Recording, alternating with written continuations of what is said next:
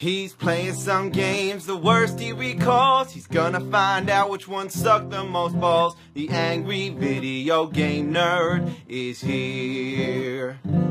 Oh, he's making a list and checking it twice. He's gonna go home and eat chicken and rice. The angry video game nerd is here. He hates the games that stink. He knows which games to break. He just might even hate them all, 'cause he's mad for fucking sake. You better watch out, don't give these games a try. You better not play them, he's telling you why. The angry video game nerd is here. I'm here to talk about a series of games based on stories from the Bible, all with weird deformed cartridges made for Nintendo systems but without any endorsement from Nintendo. Like take this one for example, Bible Adventures. Would you want to buy this with its weird baby blue cartridge? It's made by a Christian gaming company that makes unauthorized Nintendo games. Let's check it out. Alright, 3 games in 1. You got Noah's Ark, Baby Moses, and David and Goliath. First, let's do Noah's Ark. Well, there's Noah. He moves pretty fast for an old guy.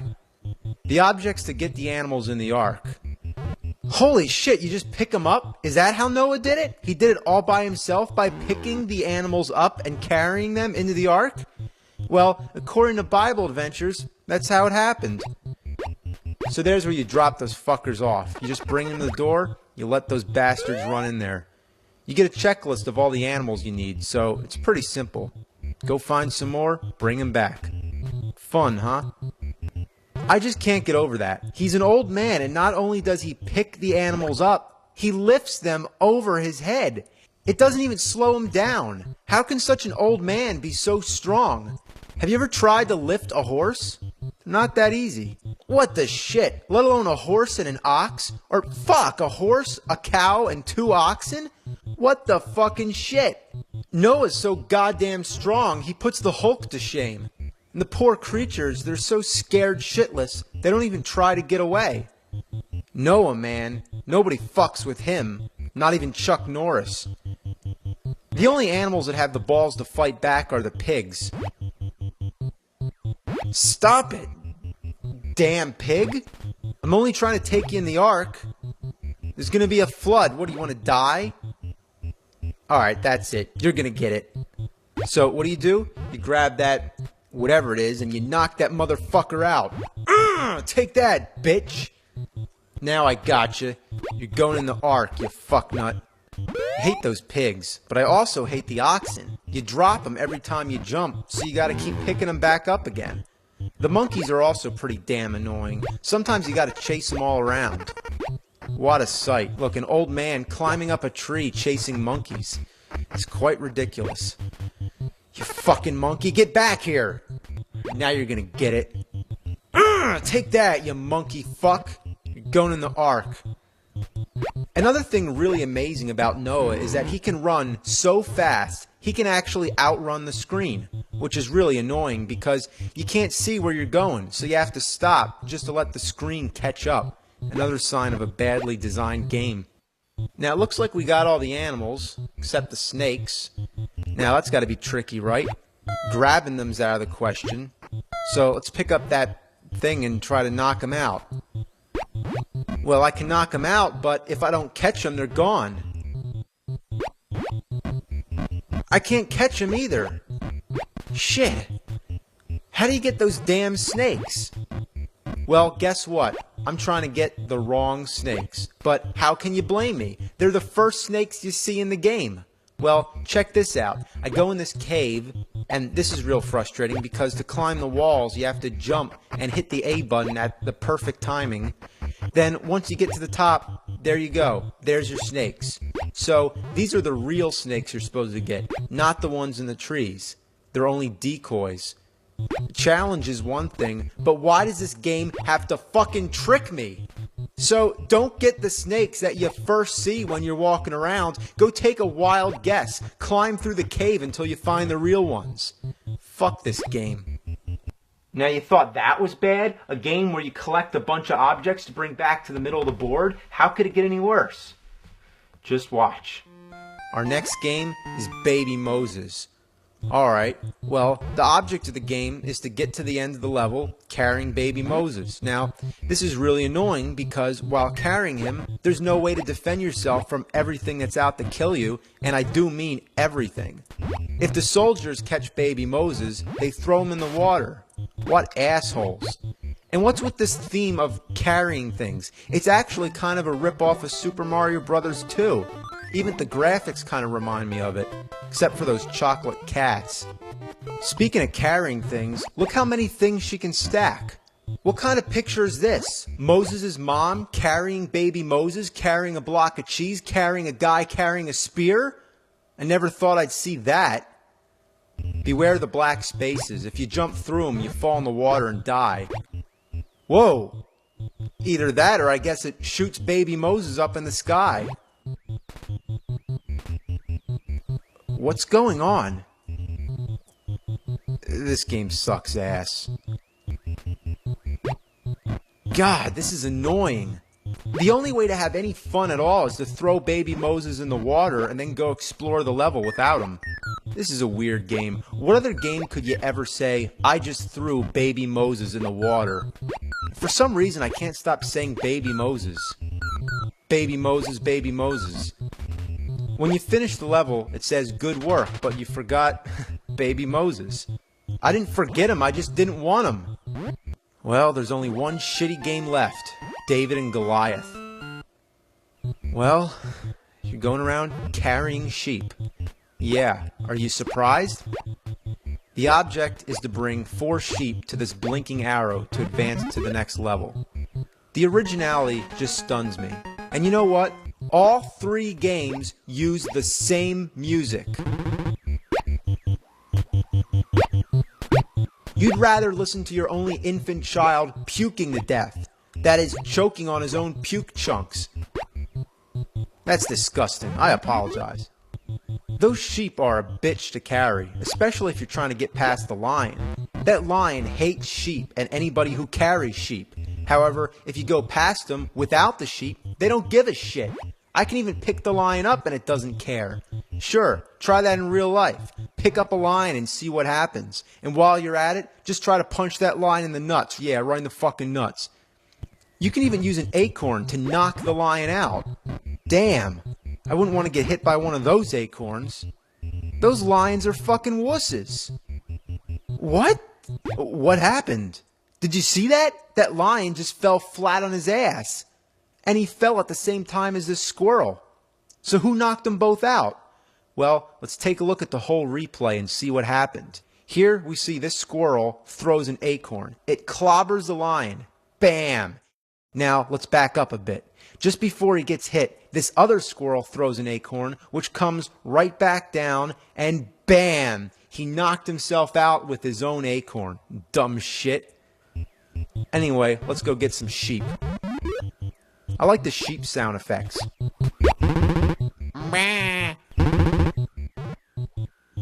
Come on, you damn sheep. I'm not gonna hurt you. Sheepy, sheepy. Sheepy, sheepy, sheepy. Fuck this. I feel like a stupid asshole going after all these sheep for no reason. The most fun I have in this game is watching that weird squirrel. I'm telling you, that squirrel does some weird shit. 1 minute it's sleeping, then it's running up and over the tree, and oh my god, look at that! It's a flying squirrel! Or it's like climbing the sky. Where'd it go? Oh, there it is! Wow, they were on drugs when they made this game. Later in the game, you get a weapon, some kind of fireball or something, I don't know, but it sucks. It's just like the rock in Friday the 13th. It arcs over everybody you try to hit. What good is a weapon that doesn't go straight? Like, it deliberately dodges your target. What a piece of shit. Now, I know I'm sucking pretty bad at this, but unless you've played it, you have no idea how friggin' awful the controls are. It just feels slippery. And you feel like you have to force everything you're doing.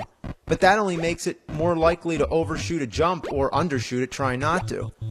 Doesn't help either that there's all these rocks coming down. And And finally, when I get up here, it's not even worth it because there's nowhere to go. I can't even go in those caves. So that's enough of this shit. Well, that's Bible Adventures. You thought that was weird? Well, wait till you see Bible Buffet. Yeah, Bible Buffet. When I first heard the title, I just didn't get it. My only guess is it has to do with food and the Bible. Well, guess what? I got half of that right. It definitely has to do with food, but there's no mention of anything from the Bible anywhere in this whole game. What is this I'm looking at? It's a board game? In fact, it's a rip-off of Candyland. Just look at it. All the different food-themed lands like Potato Land, Barbecue Land, Pizza Land, Dessert Land. Player 1. Oh my god, it's talking. Well, you spin the wheel, and you make some moves just like any board game. Then you get to play all these weird mini games which sort of resemble an Atari game. The sound effects are classic. And it definitely resembles Attack of the Killer Tomatoes more than it does the Bible. So you lay down all these exploding pancakes which blow up everything. I think they're supposed to be oil drums or something, but everything else is some kind of food, so I'm just going to call them exploding pancakes. I mean, this is just fucking weird. It might as well be anything. I mean, look at all this stuff that's trying to kill me. Potato chips and pizzas and pork chops and bottles, watermelons, ice cream cones, ice cubes, and cans of like soda coming out of a vending machine. Look, a snowman. Watch this. I'm gonna blow his fucking head off. Yeah, that snowman's dead as shit. I just pushed that thing into the exit, but there's no way to get it back out. So now I blocked myself from finishing the level, and my only choices now are to reset the game or commit suicide. Every once in a while you get a little quiz. True or false? I guess true. True or false? I guess false. What the hell am I guessing? It would help if I had the questions. You know where they are? They're in the manual. So, unless you still have the manual, let alone have the fucking game, you're not going to know what the questions are. Now, what was the problem with putting the questions on the screen? Why didn't they do that instead? What were they thinking? All right. That voice is just crazy. I don't know what it is, but it just sounds out of place. Not that anything is in place, but I don't know. It's so rare to hear such a clear voice in a Nintendo game. But I suppose it's also rare for Nintendo to have a Bible game with no references to the Bible, resembling Atari that's all about food trying to kill you, yet it's also a board game ripoff with quizzes that you can't answer. And if it's a Bible game, why do you blow a snowman's head off? Whatever happened to Thou Shall Not Kill? Please, somebody tell me, what the hell am I playing? I kind of like it, but I gotta turn it off before I go insane. So let's play another Bible game. It's the Book of Genesis on Sega Genesis, and the soundtrack is Genesis. I'm just making this up, but let's move on to Super Nintendo and check out this game that I'm actually not making up.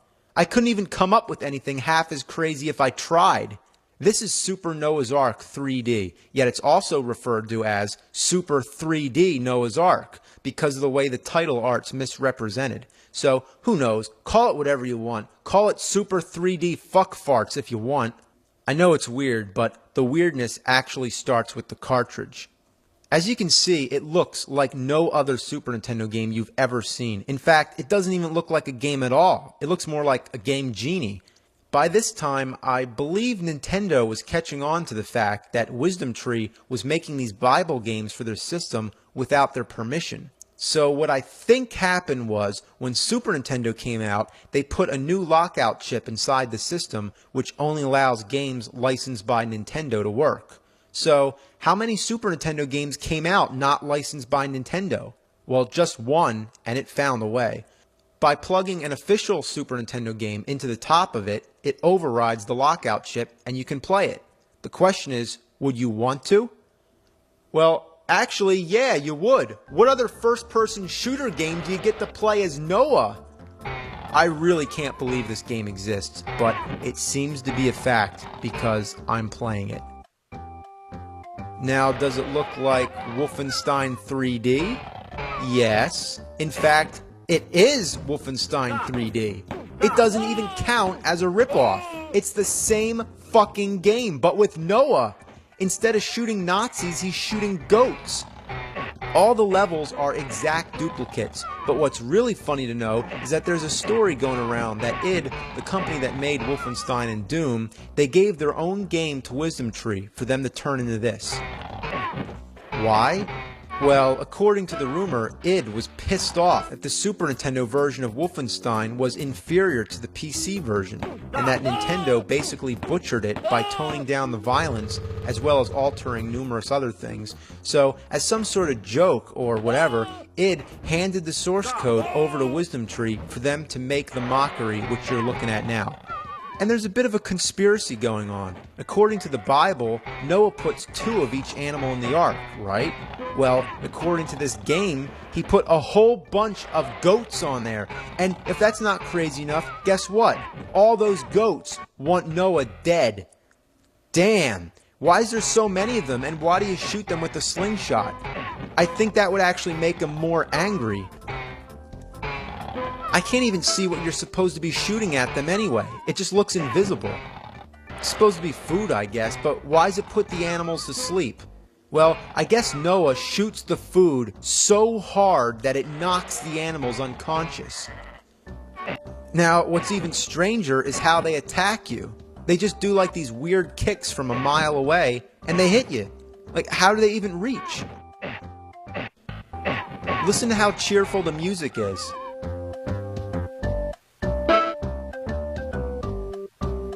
Wow, that's great. It's just what you need is some really upbeat music to go along with Noah getting murdered by a bunch of fucking goats.